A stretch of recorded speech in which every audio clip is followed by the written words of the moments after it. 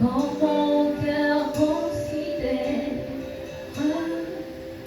tout l'univers créé par ton pouvoir, le ciel azur, les éclairs, le tonnerre, le clair matin ou les ombres du soir. De tout mon être alors s'élève un chant. Dieu tout-puissant, que tu es grand. De tout mon être alors s'élève un chant. Dieu tout-puissant, que tu es grand. Dieu tout-puissant, quand mon cœur considère tout l'univers par ton pouvoir, le ciel s'éclaire, le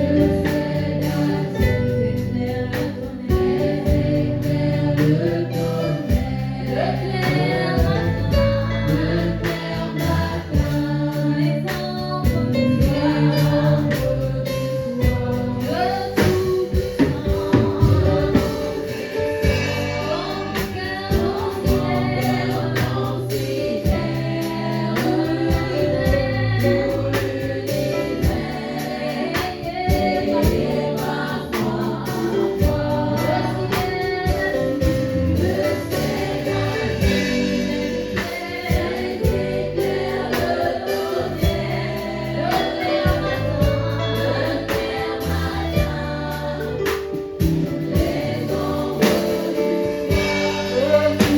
Dieu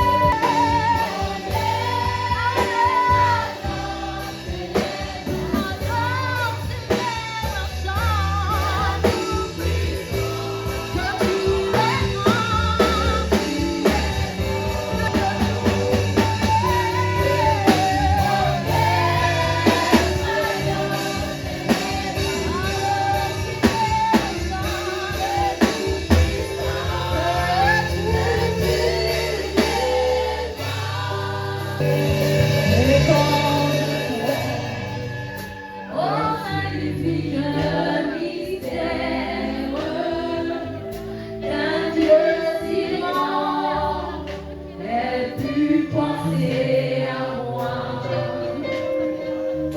que son service est devenu mon frère, et que je suis héritier du grand de tout mon être.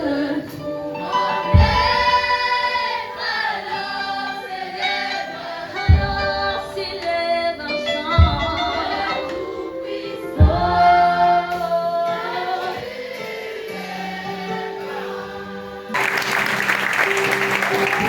Alléluia. Gloire à notre Dieu. Celui qui nous a renouvelé toute de vie ce matin. Mon parcours n'a pas été parfait. Je bénis le Seigneur parce qu'il m'a rattrapé en chemin. Je voudrais inviter ici Monsieur Onyalaga. Est-ce que tu peux venir et lever la voix en faveur de cette jeunesse? Vous savez, souvent, on se tient ici et on essaie de voir un peu tout le monde. Et la plupart des jeunes qui sont ici, là, je connais un peu tout le monde et je suis admiratif de ce que Dieu est en train de faire. Et en moi, je me disais,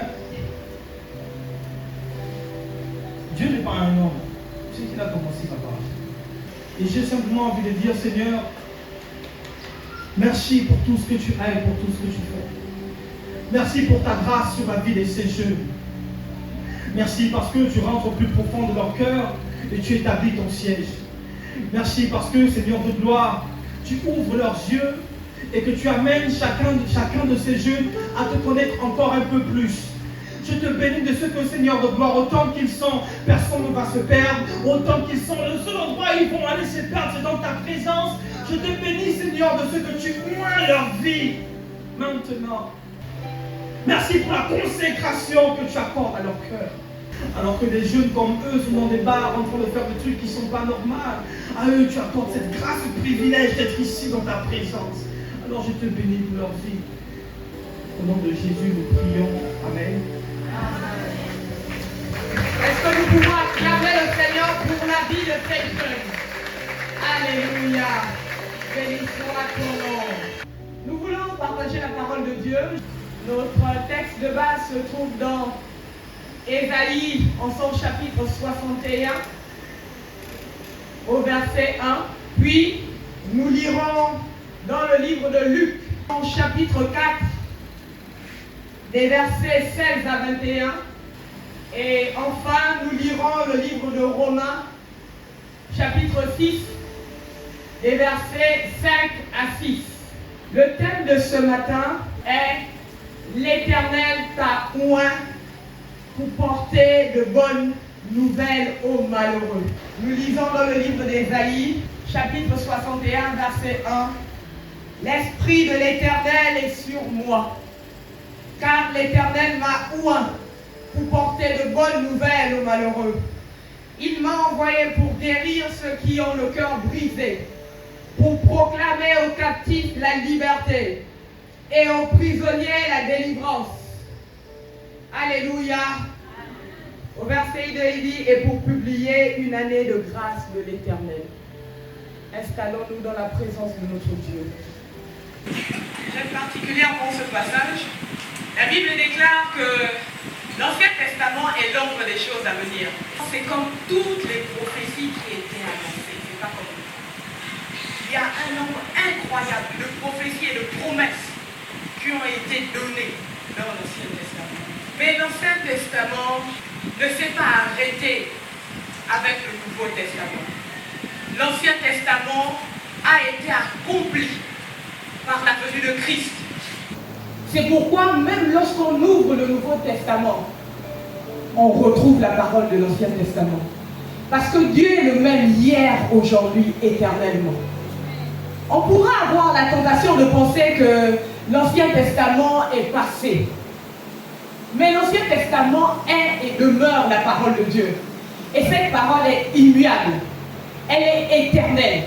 Elle ne meurt pas. Dans le livre de Luc, au chapitre 4, des versets 16 à 18, et la Bible déclare, il se rendit à Nazareth, où il avait été élevé, et selon sa coutume, il entra dans la synagogue le jour du sabbat. Il se leva pour faire la lecture et on lui remit le livre du prophète Ésaïe. L'ayant déroulé, il trouva l'endroit où il était écrit « L'Esprit du Seigneur est sur moi, parce qu'il m'a oint pour annoncer une bonne nouvelle. » Ainsi parle le prophète Ésaïe. J'aime l'Ancien Testament parce que l'Ancien Testament, c'est le livre des aînés. Ceux qui ont connu la loi, ceux qui ont connu la terre qui s'est ouverte pour avaler des hommes qui péchaient, ceux qui ont connu des hommes qui étaient frappés de mort à l'instant T. Et nous avons le privilège de vivre dans la grâce. On a l'impression qu'une plus grande tolérance au péché existe. Notre thème, je le disais, c'est l'Éternel t'a oint pour porter de bonnes nouvelles aux malheureux. Nous voulons nous arrêter un temps sur la vie de Jésus. Pourquoi dit-il que la parole est accomplie? Parce que la bonne nouvelle que nous avons à annoncer aux pauvres, c'est que le Sauveur, qui est Jésus-Christ, est mort et ressuscité pour chacun d'entre nous. Pourquoi c'est une bonne nouvelle? Parce que la bonne nouvelle est cette chose-là qui vient nous apporter une joie, qui vient nous faire sortir de la tristesse, qui vient nous faire sortir de la situation que nous connaissons, qui change les paradigmes de notre esprit. Et la bonne nouvelle, c'est que Christ a été crucifié. Matthieu 27, dans le livre de Marc, chapitre 15.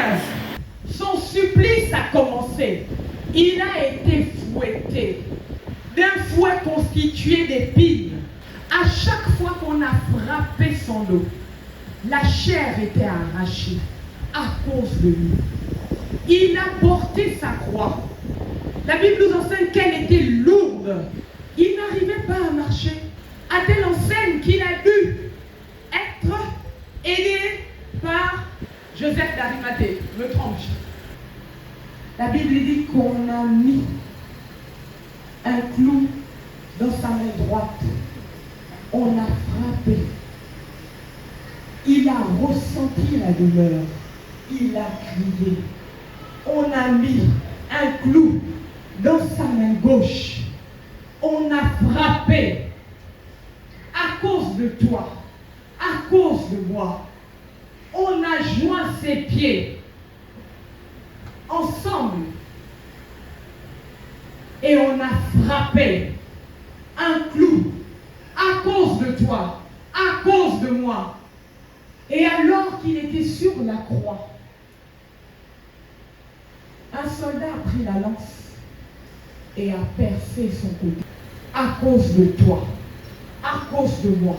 Et alors qu'il était suspendu là, à la croix, au milieu de deux brigands, à ce moment-là, le Père a fermé le ciel, parce que celui qui était à la croix n'était plus l'agneau sans tache ni ride. Il était le sacrifice vivant qui portait tous les péchés du monde. Il était celui-là qui était en train d'accorder la liberté et la vie à un humain sur la terre.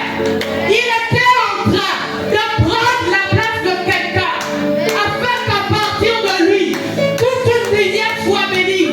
Il était en train de prendre la place de quelqu'un afin qu'au jour où on te proclame malade, tu puisses déclarer: j'ai été guéri à la croix. Mais plus que tout, ce jour-là, il nous a offert une nouvelle identité. L'œuvre de la croix n'est pas compréhensible de l'homme. Hérode a cru qu'il y avait là, sur cette croix, quelqu'un fait de chair et de sang uniquement. Mais il était porteur d'une mission. Il portait le salut de l'humanité. Et il était impératif qu'il entre dans cette mission. Il était impératif qu'il offre à l'humanité la possibilité, la capacité et le mandat de vivre selon lui. Il était environ la 6e heure et il y eut des ténèbres sur toute la terre jusqu'à la 9e heure. 3 heures durant. Pendant ces 3 heures, se passait un mystère. Pendant ces 3 heures, il se passait un échange. Pendant ces 3 heures, celui qui était l'agneau sans tache ni ride a pris ma place. Pendant ces 3 heures, alors qu'il était innocent, crucifié au milieu des brigands, il a endossé le péché du monde. Lui qui était sans péché, il avait encore suffisamment d'amour pour regarder toutes ces personnes et dire: Père, pardonne-leur, car ils ne savent pas ce qu'ils font. Le monde des ténèbres a exulté pendant 2 jours et 23 heures. Satan croyait qu'il avait réussi à définitivement lier l'humanité. Et puis dans le monde des ténèbres, il s'est fait un bruit parce que celui qui avait été envoyé, oh my God, il est ressuscité. La Bible dit que la mort ne pouvait pas le contenir. Il me portait moi, il portait Francky, il portait Alina, il portait Priscilla, il te portait.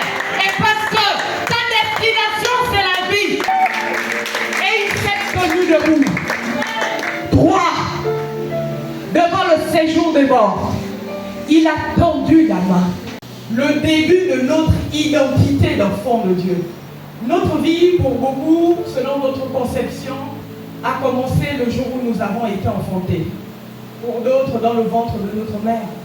Mais la vie du chrétien a commencé à Golgotha. Cette vie a démarré par le plus grand et le plus merveilleux des sacrifices. Celui d'un fils qui s'est dépouillé de la gloire qu'il avait au ciel. Pendant que le Père se lamentait sur l'humanité, sur des hommes qu'il avait créés à son image et à sa ressemblance. La Bible déclare que quand Dieu a fini de nous créer, il vit que cela était parfait. Comment est-on passé de la perfection de la création à la douleur d'un père? La Bible nous enseigne que tous les soirs, l'Éternel descendait dans le jardin. Il allait discuter avec Adam et Ève. Ce que je trouve merveilleux dans la Bible, Dieu était dans le ciel. Il vivait au milieu de sa gloire. Les anges chantaient ses louanges jusqu'à ce que l'un d'entre eux, rempli d'orgueil, ne convoite la place de Dieu. Et la Bible dit qu'il a été précipité du ciel. Il a été envoyé sur la terre. Mais lorsque Dieu a regardé la terre, sa création ne pouvait pas être destinée. Alors il a créé l'homme. Il dit à l'homme, je te donne la terre, tu vas y dominer. Si bien que même Satan a été délogé de la terre pour toi et pour moi. Il nous a créés avec cet homme, cette identité de roi, de dominateur. Mais l'homme a échoué. Et quand l'homme a échoué, il a envoyé la loi, il a envoyé les prophètes.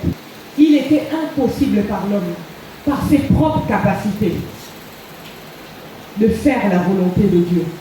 Il a été envoyé dans une forme corporelle, sur la terre, pour venir montrer à l'homme quel est le chemin. À l'âge de 30 ans, il fut baptisé par Jean-Baptiste. Cette parole est vraie pour Esaïe. Cette parole est vraie pour Jésus. Mais cette parole est encore plus vraie pour toi. Tu es celui qui a été choisi, qualifié, équipé pour faire la volonté de Dieu. Comme Christ est ressuscité des morts par la gloire du Père, de même nous aussi, nous marchions en nouveauté de vie. Nous le serons aussi par la conformité à sa résurrection, sachant que notre vieil homme a été crucifié avec lui, afin que le corps du péché fût détruit. Ce jour-là, à la croix, lorsqu'il y a eu cette transposition, lorsqu'il a pris sa couronne et l'a déposée sur ta tête, lorsqu'il a fait de toi un roi, il a crucifié le corps du péché. Il nous a rendus capables. Je ne te demande pas si tu as l'habitude de venir à l'église. Je te pose la question ce matin. As-tu accepté Jésus comme Seigneur et Sauveur de ta vie? Que le Seigneur bénisse sa parole.